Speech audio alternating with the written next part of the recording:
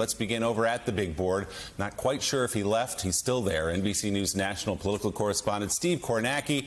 Steve, good morning. Good to see you. If you're still up, thanks for the extra coffee this morning. Why exactly are we so focused on this 19th district, a special election in upstate New York? Yeah, Willie, good morning to you. Well, the reason is because we've been asking a question for the last 2 months, and I think certainly triggered by that Supreme Court decision overturning Roe v. Wade, but also for some other factors. We've been asking the question of whether the political climate broadly, nationally, has shifted away from one where the Republicans were in a strong, maybe even dominant position heading into the midterm elections to one where it's perhaps more neutral and Democrats have opportunities at the Senate and potentially House level that, frankly, not even Democrats thought they would have a few months ago. So the backdrop for this special election, you can see the final result here. Pat Ryan, the Democrat, going to defeat Marc Molinaro, the Republican, the margin just over 2 points. This is a classic swing district that Ryan did this in. In the 2020 presidential election, Joe Biden had carried this by 2 points. Take it back to 2016. Donald Trump won here by 7. If I could extend this further out to 2012, you'd see that Barack Obama won this district in 2012. And this is a district that didn't just have that Obama-Trump-Biden pattern in between in the midterm elections. This has typically featured the kind of backlash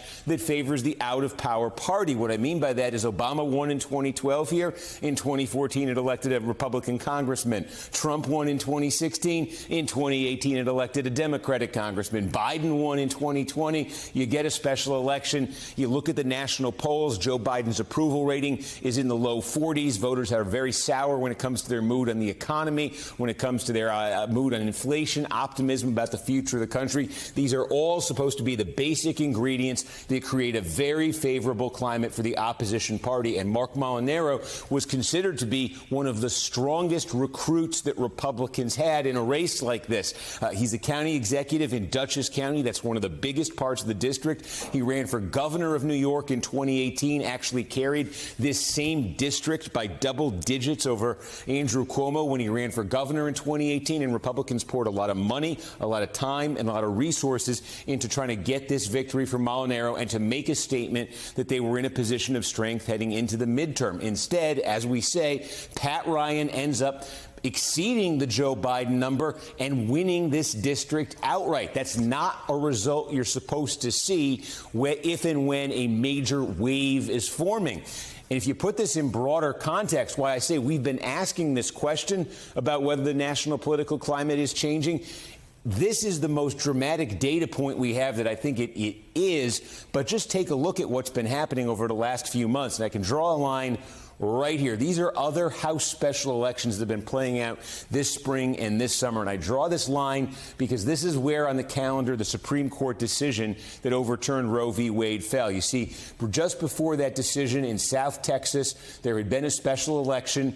It's a district that Biden had carried by 4 points. Remember, we were talking a lot about this heavily Hispanic district. There had been a swing towards Republicans. And in fact, the Republican candidates actually won by a margin of 4 points in that district. That's where we were before the Supreme Court decision on Roe v. Wade. Here are the 4 special elections that have taken place now since that decision. And what you could see is coming into last night, you had 2, one in Nebraska, one in Minnesota, that had been held in districts that Trump won by double digits.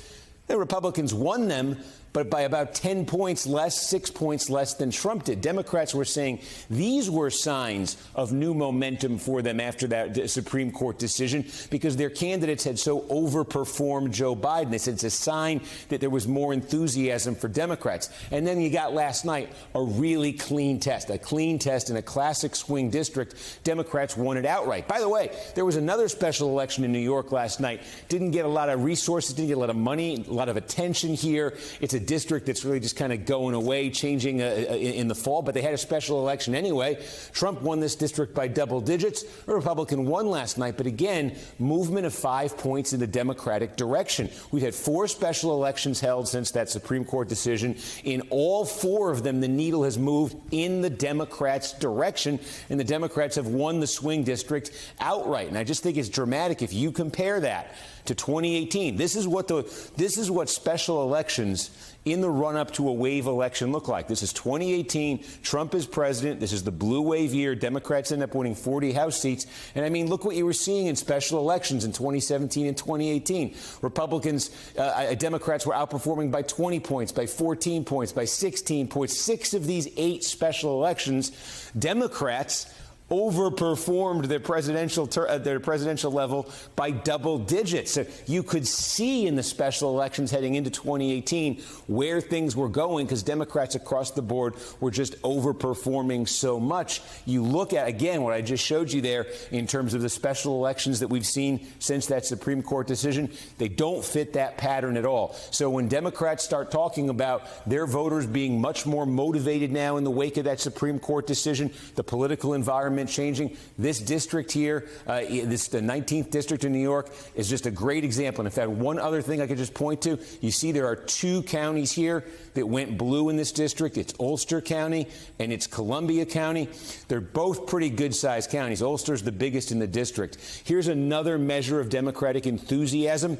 These 2 counties, the only 2 blue counties last night in this district, in the 2020 presidential election, they accounted for 36% of all votes cast in this district. Last night, they accounted for 42% of all votes cast in this district. So Democrats just proportionally squeezed a lot more votes out of the core Democratic areas of this district. That's what we've been seeing in these other special elections where the Democrats have been outperforming. In the Democratic-leaning, Democratic-friendly areas, energy, enthusiasm, turnout among Democrats that dwarfs energy, enthusiasm, and turnout among Republicans. Republicans ran up good numbers in these rural areas here. You see red, but they weren't getting the proportionate level of turnout. That speaks to exactly what Democrats contend has happened nationally since the Supreme Court ruling, that their voters are now more motivated in a way they weren't before, and that, frankly, in a way that Republicans, if you look at these special elections, that Republicans may not be right now. All of that just raises and underscores the question we have been asking now for the last few months about whether you talk about the Senate, you talk about weak Republican recruitment in the Senate, and whether Democrats might actually be able to hold on to the control of the United States Senate, that tenuous control they have right now. And honestly, you start to look at results like this, it would not take much for the Republicans to pick up the House. They only need to pick up a small handful of seats.